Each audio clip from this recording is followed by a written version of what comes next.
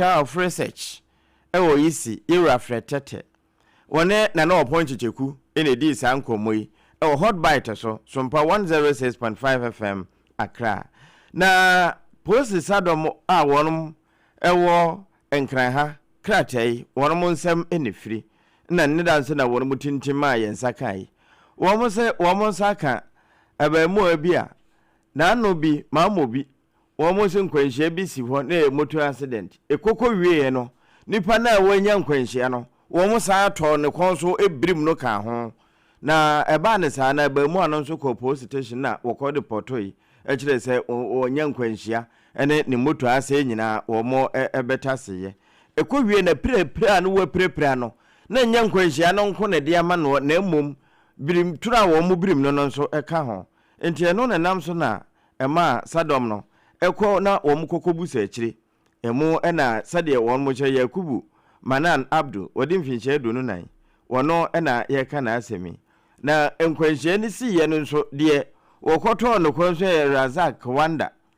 eno eho complain na wokology ye no February de to so dunu nsia ene ne womo ekokoso wono nso penchi a sesei wo kokomoboa amanhwehwemu mapa atimi aye adwuma posi sadom ne se se bi fumu kumpa ye mfumu nwa ena etoda abonekan ye hu se bonichire ne se hunti no adehye ne duba bi a ye ma ye nina ho woniema bi ho wo mo de sasadom na ababo so se wo mbekoso a abo ajapade na adehye no ho ban na fe wo mo asa abo mra no ho ban ma mra no etimi edi hene sa enkrato ye a wo mo de ba ye no Ebra Juliana waben superintendent wono ene ne amansa di nkuta ho ewo police sadon na bobo ano nkramantem ha densa ene hyase yeto akase bono so ewo ensemfoforo emu na panyini ba ko a wabene ewo international relations na fe bambo ensemo eye Professor Vladimir Ntwidanso na wode adesede ato Ghana ban anim se wo mo entu na mondi nkomo a ebetimi aboa ne titru wo mo ne Gulf state ahodo no wo mo enkammo mu sede ebe ya Ghana de hye bi a wo mo ho akokamu ewo Middle East ntokwayi emu no wo mo fom ho nkodom aman a wo mo so edwene wo ma de hye ho bambo kwan so sara na nansemu ntemu ayete se flight ahodo ye sese etukura no wo hwa ye se ya cancel flight wo hwa ye se ya cancel flight nzie bia wo pese wo free bia ntokwa ne kurakọ ekọ bia hodwo a na akwakọ ya de bia eden na wo se asoye ye hama no ne dwumadie ensem so wo mo ne sese agigina mu dendenden se de be ya wo mbetimi ahye so wo manfo e wo sam potem ahodo no nyina ho no wo mbetimi ahye na wo mo abo wo mo ho ban na wo kiremu ese ye kan kura ya sese Iran fo esem ababetomi ye dididi mu awahwe na ababepie United Arab Emirates womo amaya huduo no ebia Ghana de hye bebrenso wo empotem ho a womo ebobra ye bakata ye ba Iran ne sa ne manema no a de hye bi wo no mo a womo so epre womo edaachi enti wo besre se aban enhwe no womo mfa hye pa engu akwan mu more than 60 to 67% of EU budget on conflict. It's from the EU and from the West. As a result, they are able to be bold where it matters. Let me tell you that in international law, and this is not the pointing of Ntwidanso, in international law, Iran has every legitimate right to attack the bases of the US or Israel in any country around Iran or even Paro, where that attack and comes. The base of the US in the top state are legitimate targets because in the law of a terrorist that has given an enemy to operate is a target. Penyini ya yete ne sesie yi o international relations expert babambo ho asam so a wabene ewo mpa Professor Vladimir Ntwidanso ene abusua bamboi efiri baabi na akwakowie baabi yenkwa asantemamu na ehia somra hye badwani honorable Dr. Stephen Amwa yadodo na abone mbranesteka wono na ekasai se wankasa ti ho ayi wayibone nanso asema a woka no ewom se ne mpotamu de ne woka de nanso enya honko ayesa mframa ewo baabi a na mpanimfo ansode ntwa ba anhwe ano a ebewie no na yajeje emfofo so a na aba bedane enkwaye na de woka ne se Uba ne baby to say share so constituency. We no no kwa kubie 3 classroom block bia wo no ma renovate awie ewo ade beba na doctor wo de sa asemi to so se gato ewo wo mmia pa ehon so no nya brabapo na wo mo bo no wo ho yenya ka gato nso de ankorabo ne nko a ebe wie no wo ma tete akwatete ne nu wanse wo mo tete wo se nne se wo bi nom secretary anata wa no asa aya ade bia mabunu no akoye fene ewo wo mumu na wone ba bedu ene di sa ankomo yi e betum kon a nipa ne wo omantete ene se wo mu ewo nimdie ewo ne makra ehia di ma o ma yakoni its ability and it's one of the key performances functions of performance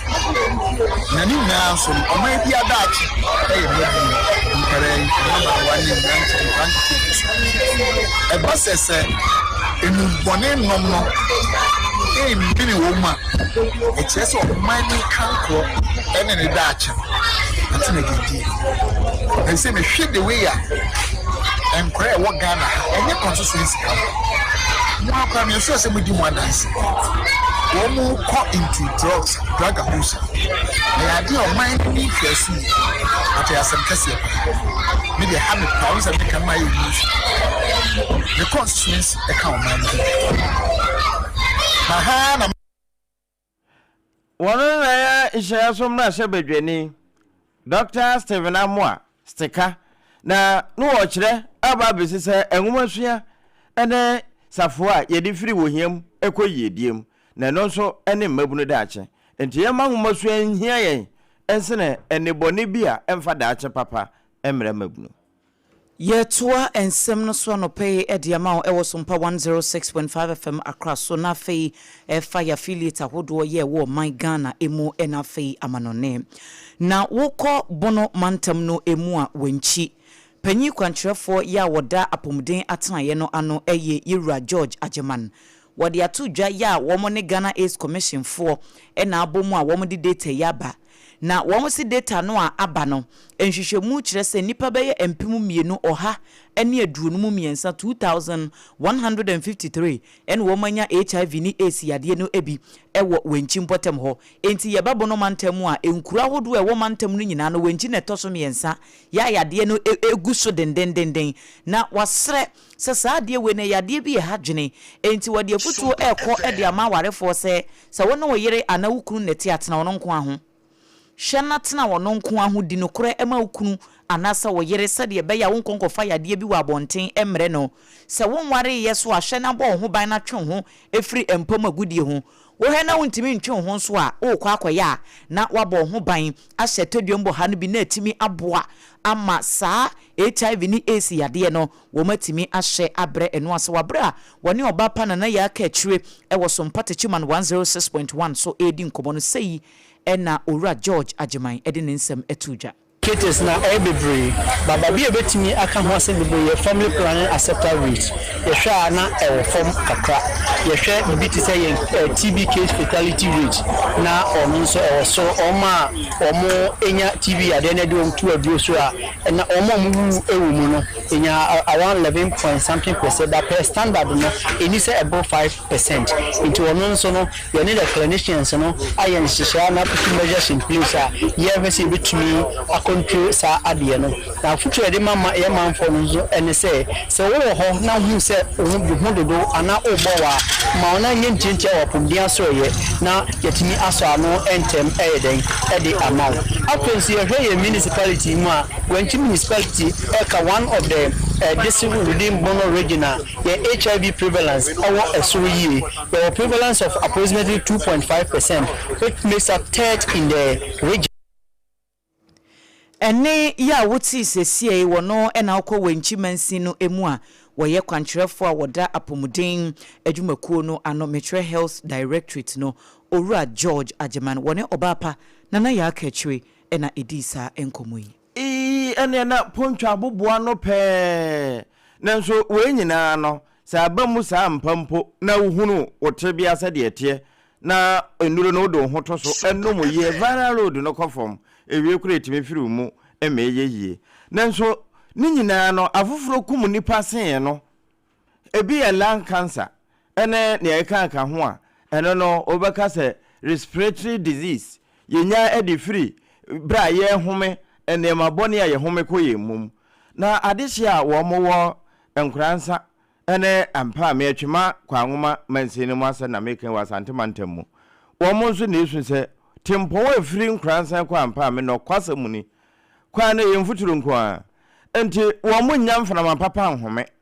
se wo mo kwa ya asabia bra wo mo yade a edi a ye bobbo ede kire wo mo no ni nyina huhuhu ebi kura de to obo eyeye lung cancer ne ne yeka ho enti adehye no ene yensa ntwerofo di nkomo se so mpa mo na mo ka empanimfo no bete na wo mate ase yiye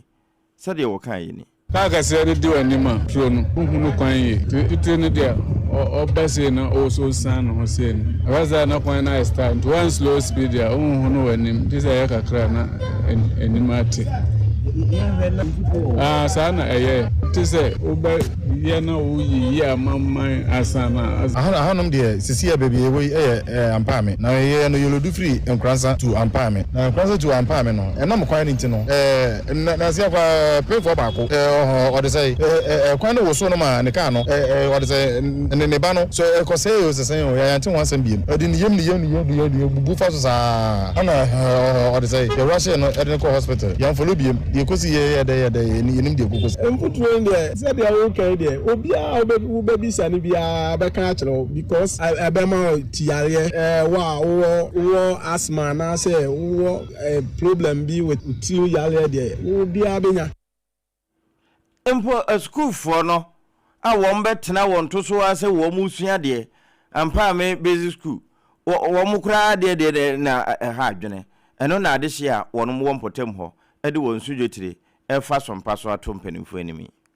yedi aseda no pay man na kujuje company limited ko ba sempremo eno no wono na de adansie ho niema aba emontene na nana kejesi die emfie bebre ni wa magana fo ho adwo mo pa wa adansie ho sanse ukọ no wankwankoto niema no wo ho na akoto wo baabi a edan no wasi waboso pa afe baako emfie mienu na eso nyina pa enchensen mu no na eso apa ye fitaa wo mpese wo behunu sade we bia ene ye kone kwaje niema no wo ho eba nadoa eba cement eba plywood chese bibi efa dansie ho niema de wodamufua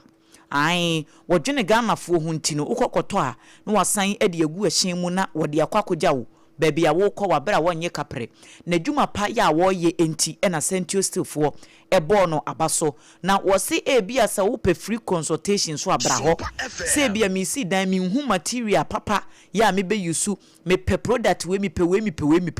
ne nyina wo ye ede ama ofiri wabra wonje wo hwe wo mpe we na opeden branches na seta e wo Ghana half na ba bia pantan dwa bense paseta no so etimetim fumesua asaman kese enkran hanom sei takura de sunyan ba bia bi yade se wo behunu na Kojoje company limited na wakokoto niema no e wo hofre no e wo 0204355040 0204355040 yade ben na tete wo anopa ya wuhunu ho ano medima for Herbal Center Dr. Time da so se men kan kire se fa wo yade ne bra no wanya ho adwuma e wo poku ase mayira e fa mawo poku ase mayira enkran Dr. Abebie branch ni bi wa ha eti sa wo enkran ha na unya nte ya na chese wuntie sompa na chese wuntie sompa nti anopa ya wenya akwenya no etie kasafidie fa wo yade no kɔ na doctor entu ase say hypertension say yesikire yade diabetes bi say ye infertility wo how ye wo ema ne mema eho a ni nyina doctor ebete ne te afei uyi poku ase mayira efiri ho a doctor ewo baako ewo kumase abua kwa agogo ayarasa bia na ete yere sei uduru ho no mukura obeduru ho a uhu dan na yade na dwane because ahonkeka kura a ayarefo no wo mo hwa ayarefo no bebe hia no doctor for ne nurse for no wani beje pa for doctor e was 0244 774282 0244 774282 and 0500 727215 eno eye Dr. Time da so number ena mede ama no anopai se obechu se ama wanu da hodom kama make se ya memeti adwuba mu a mede kase ebo ebre afa na obi twini mu afa na obi asore kete so asore ne mpa so eti kone kopa years toothpaste ene ne brush ne bi ne fachu se ye wo Herbal Your total care just say you want no different na de wo pe bia no wo betime use se ne amaka no whitening so wo ho wo koda enwumra na wo de heba na twitwi se de adwoa me ye no wo sori anopa no we use whitening no na ama wo se no apai white na bibia etimi akọ enkan number wo be frɛ na wagye bi aton no eno nso na mebe bobo enkrani kumase 0501 61 9588 0501619588 and 0501390338 na waje wodie baby etonton provisions supermarket ahodo mo shopping mall so de okwa also pay yas toothpaste and then a brush de se ubenya bi ewo ho tontina 74 enso na ye kan for ediama o ene anope na nom dudu akane na wo mo hye no eno na ne ye ne nsuo ya nyare wahodo bi etese nkabone efiri wanum ulcer menstrual pain se wakoma wo ho na ehyehye obi owo asthma wo ho na onase atata kwa kopetonti na 74 ni bi ne no meboa e boost immune system di sa nyare wahodo we no hunu bi ye de DAC na afra FDA4 agiatum baby eton no bia obenya bi ato e wo ho okan shi draglin abusu setam 0246 07 3498 0246 07 3498 eno eyetonti na 74 meba edwatonde na aka no eso na emom no anopei ma yenkonkodi nkomo bitew emra sesia ayawaso east abato empesoa no eso na yenhye amanebo afiri ho no ba se ye wanimsem se by election no ene na ekoso nti yemfa update kakra na afa ye betena Ghana today so a nia aka achie no ye de atoa so de ama Jeremiah Simpson eye yamane boni a obutu ho no ene anopei Jeruti menka ma chen yo me so aga ye jiri se baby awakopie no bibia ye kama wo ho na me ade bibia mapa right na yenhye sede ene eniomasifa ekoso ewo ayawaso abato mpesoa no eso no pekopie mu ho no san na enhyehye no etie all right Agya me da so na kan eno ano no na anope no ebepie ha it's from the time look at the you were police station and na you say from the police station, you know, I say police don't board the pa and so step from Lima police station ever to Lima class of station association. Now Oshe police when you go amu here amu person beya amu ikitemuni adeno na when the police on the door so warning adeno I'm not police station on I'm not traffic from the Lima police ex-president Ekipuado you see no airback swing without the police only boom come up and I'm not traffic kasa to my machine na any taking mission the only pair and said by next the and that you talk about the amount for other there more better to announce amount for other stuff I'm a better thinking and I'm not like I'm working to a big motion anymore and that's all I'm doing the dear me the yes on I'm and I call to say you know I call to say a criminal from Dakar I compare to general elections I cannot country can tell my son here. Now, the dear minute I say, you know, officials are because they are almost chairman, so they never know party. I mean, I realize that police want to say, I'm aboard the camera, I'm going to attack the news. I just say, the dear minute I say, the dear than I'm going to say. Jerry Yanshe said ye MPP no ade chi say ya when we say about commission ye officials ni bia be pie ho ballot papers saying wo mo so ma ye ready wo honum Saturday the minute I say I know the officials na am expect so ha ballot box no almost place to where it's supposed to be and I'm adaka be you ato abano so enu ebi e wa ha officials na omo police is too and I say if you are na am expect and I could say police for the barricade na be the market and no man show kama oh yeah omo behind center but it's them we get time do any time omo can my relax omo ama bom ho ba ni bi be eno bi ada ko su right na so ama bom ho ba okay all right Jerry Miena was say Ghana today so ye besan aba na yaba beji update bia ewo honum ti ma yemfa wo ensi ha anope ebusua yamane boni Jeremiah Simpson ena wode amane boy efri ayawaso east abato empeswa so edema yen se ene by elections no hihya hodo ya empenifo edi egu akomu ma yenkai wo say Joe's bread and pastries for na kofa Joe's hot kinki aba 3 Ghana cedis pe konekotu bi neton na niema entimi enkonkan wo ye program bi na wo pedokunu ni doso ponso a wo mo available dome commercial bank na echi ho eho ena obehunu mo 0256 068832 0256 068832 yedane ye ho na yaje aboafo nkrato tiawa ede aba yeba yede kase no ebekwa amano ne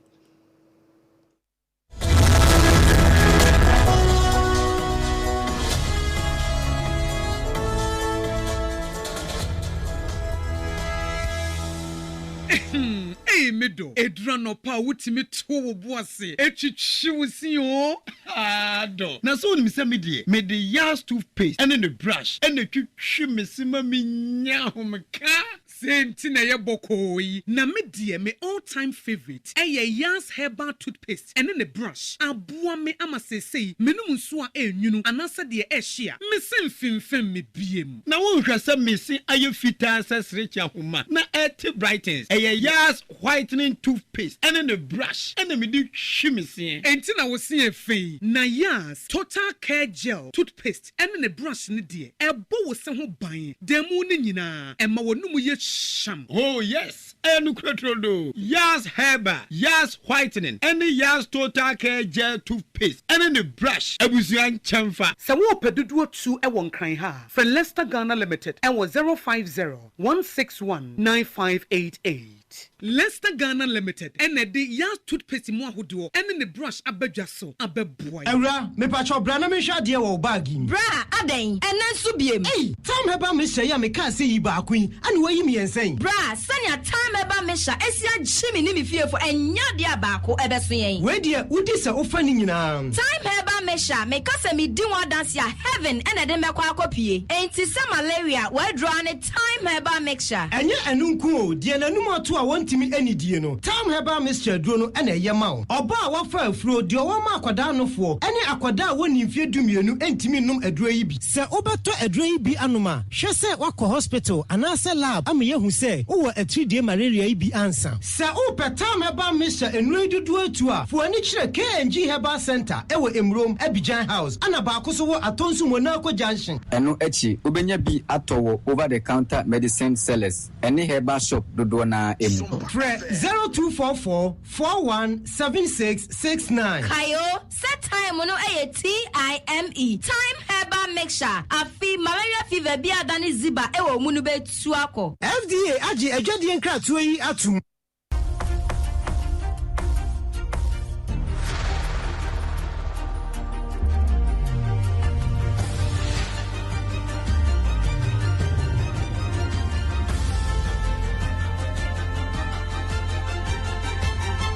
Sompa TV Emma Aketiapa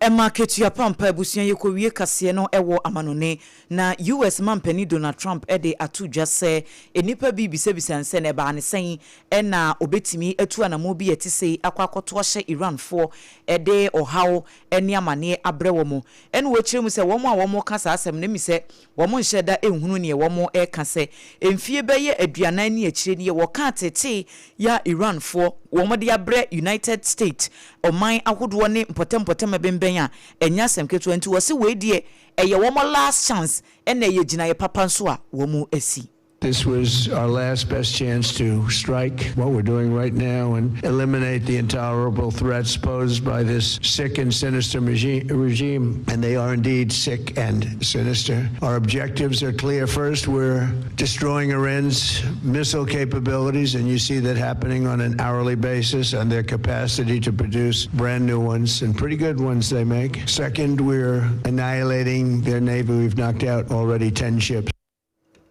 Enti US mampani President Donald Trump ena yete nenkane ye nida so di saa ensem yechi update bi a ebe free ho no maba no ye de ebrebre mu eno so ena ye gina na no pensem ahodo e boaboa no e de beso mo se na KJC Company Limited kasebo e wo Sompa 106.5 FM akra na ekofa Sompa Kumase Sunyaita kra de nkranza doma techuman baby bia na utimi eti e wo ho no nso no ye di AC affiliate ahodo nso a wo mo efa kasebo no ebi ayikofo 100.7 wo mu nyina yeda wo mo ase ene anope doma FM so FB ewo doma ahinkro ena Facebook YouTube baby anso yede kasebo no ebremo Joss Bread and Pastry say ya mokofa Joss Hot Kinky aba edwaman so Tontina 74 mixture Leicester Company Limited a womde years toothpaste ene ne brush aba anope medima for herbal center Dr. Time da so eno no wo mu nyina FB anope ya yede ebremo medin ede Adwoa Asare anope mene triple amen Agya Appiah Apam Dadaa ye kwa no ye de agodie mu